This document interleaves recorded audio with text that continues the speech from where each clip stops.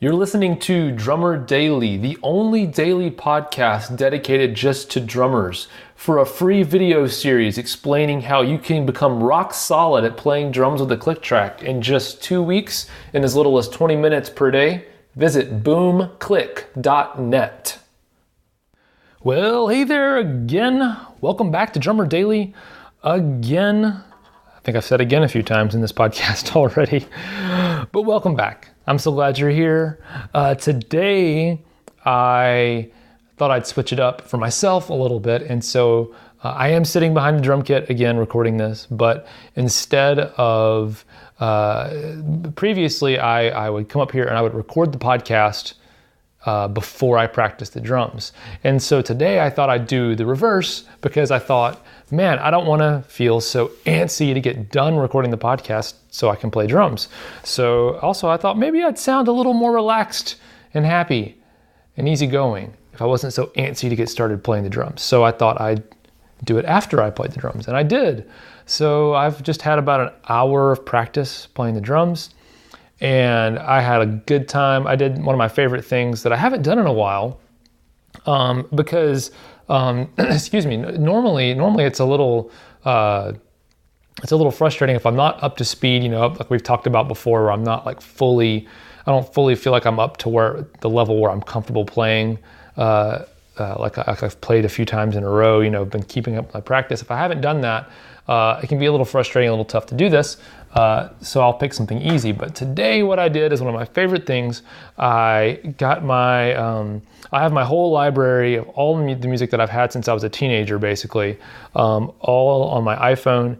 And so I pulled up the songs on my iPhone. I just put them on shuffle. I shuffled all. And I've got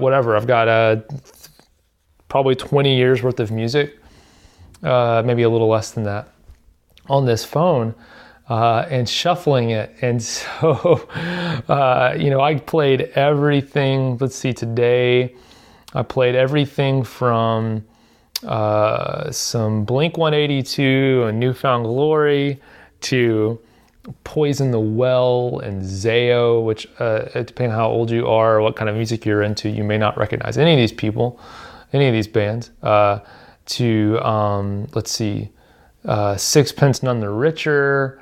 What else did I play with? There was some Switchfoot in there. There was a lot of Prince popped up. I think it's because my library is heavily weighted towards Prince. And what else did I play? Man, I just played a lot of stuff of all different genres, all different kinds of music.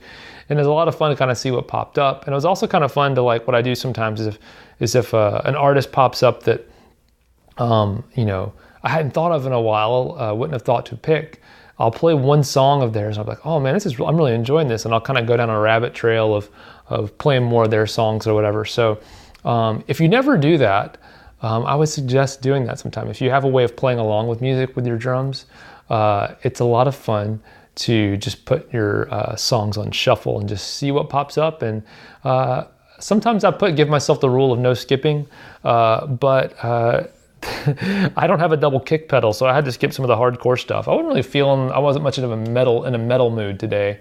As I lay dying wasn't really fitting what I was feeling today. And so I did skip a couple of songs today. But speaking of, I mentioned that I played a lot of Prince today. I just thought I'd mention one of my favorite little things that I learned by being a huge Prince fan as a drummer. And of course there are, obviously if you're into pop music or funk music or really just drumming with feel at all, I'm sure Prince has influenced you either directly or indirectly in some way. His music has. But I kind of got into Prince late, compared to when most people probably were into him. Because, I was a little kid when Prince was at his most popular. And at the time, Prince, his music wasn't very appropriate for a little kid. And I definitely wasn't listening to it. But as I got older, I just first, I don't know if you know this, but Prince kind of changed the subject matter of his songs. I think in the 90s, somewhere late in the 90s maybe. But anyway, I happened to stumble onto a DVD of his that my buddy Nathan I don't know how he discovered it. You know what it was? I think actually, and this is I'm sorry, I'm going down this trail, this story, but I used to love to go to like Best Buy, and they actually had music DVDs, like where you could like just browse like all these music related DVDs. They have, you know, a lot of live performance ones and other things, and that was like my favorite thing to do if I had a little spare money. You know, as a teenager, as a young 20-something, I just go to Best Buy and I just browse to see what there was, and I just something catch my attention, I'd buy it. And I think my friend Nathan found this one and bought it, and then I bought it as well. But it was called Prince.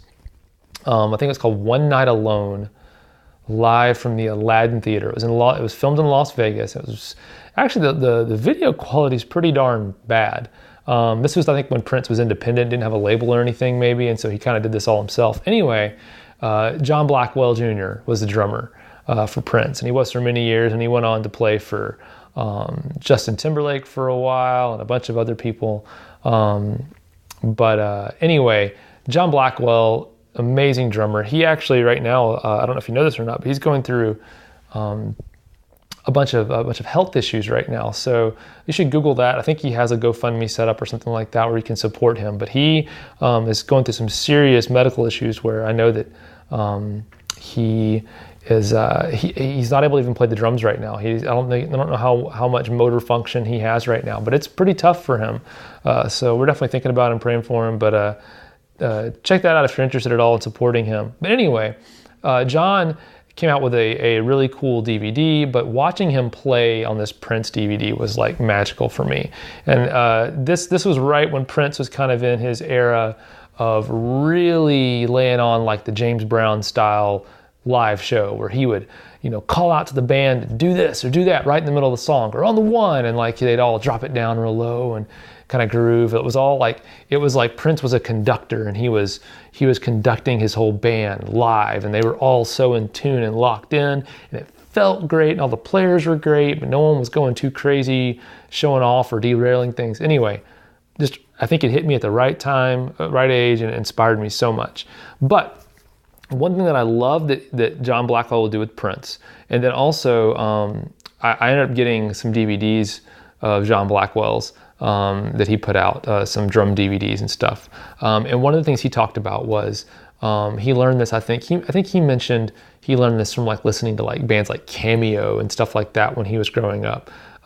But he would do a thing that I love, and it doesn't really work in all styles of music, all genres of music, but it definitely works anything kind of funky, kind of R&B, kind of with a little more pep to it in some ways. But what he would do is he would do this thing where he would kind of right in the middle of a groove kind of interrupt it with a big hard hit on the one with the kick, the hi-hat, and the snare, like a big just pop. So like he'd be playing a groove like doom da doom doo doom da doom da doom doo doom da, like that. He kind of keep grooving, you know, da doom, and then he'd go doom doom da da doom doom doom doom da doom da doom doom da, like that. And something about that little like hiccup in the beat.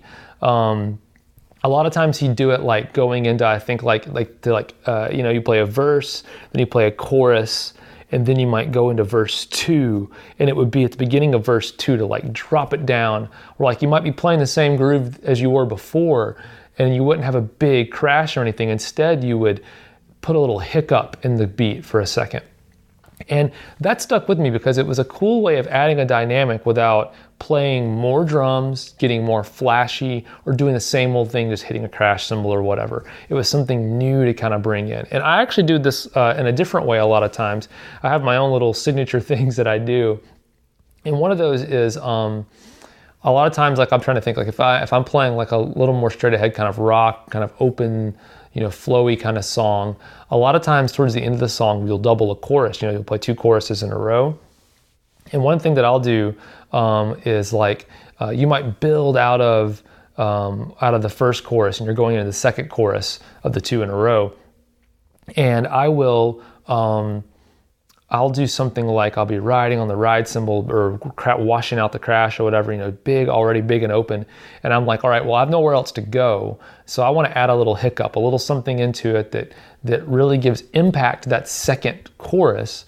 But I can't make it any bigger. I'm already there. I'm already blasting. I'm already firing on all cylinders. So what do? I'll do something like where I'll kind of build into it with some 18th notes. That'd be interesting. Some 8th or some 16th notes going dun, dun, dun, dun, dun, dun, dun, dun, dun, dun, dun. And then right on the downbeat, instead of just hitting the crash, I'll go dun dun dun dun dun dun dun dun dun dun dun dun dun dun dun dun. So like something like kind of like the same kind of idea, like do a drum fill that actually starts on beat 1 but doesn't go through the whole measure. It just is like a 2-beat drum fill, but it really catches your attention without being distracting if you do it right or you pick the right time to do it, and can really kind of add some interest without taking away anything. Because that's the big thing, is like, sure, if you're firing on all cylinders dynamically, you're really loud and you're rocking it, you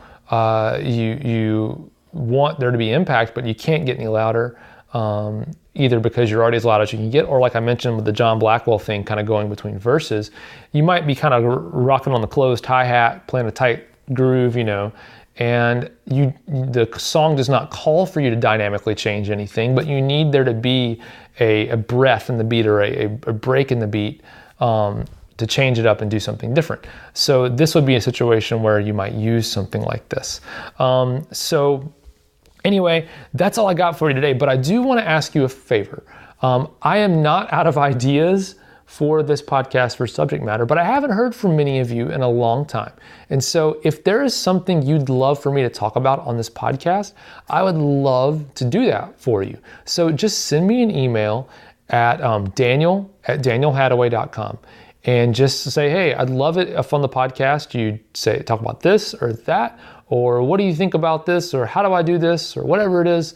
I would love to talk about what you want to hear about. So don't be shy. Send me an email, daniel@danielhadaway.com, and just let me know what you'd like for me to cover on the podcast, and I will do my best to work it in.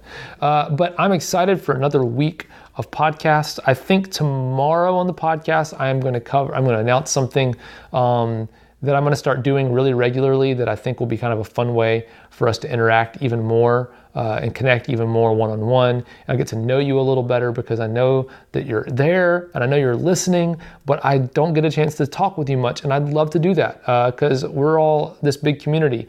And it's funny because I'm aware of the community because I have the Facebook page and I see everyone, and I have the podcast and I see people are downloading it, and I get some emails from you, but you don't know if there's anyone else out there.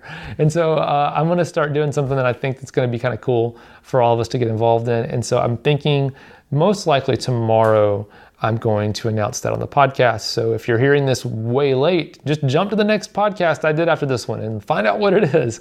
But if you're listening to this live, just wait one day and I'll announce it to you. All right. Thanks for joining me, and we'll talk again soon. Bye.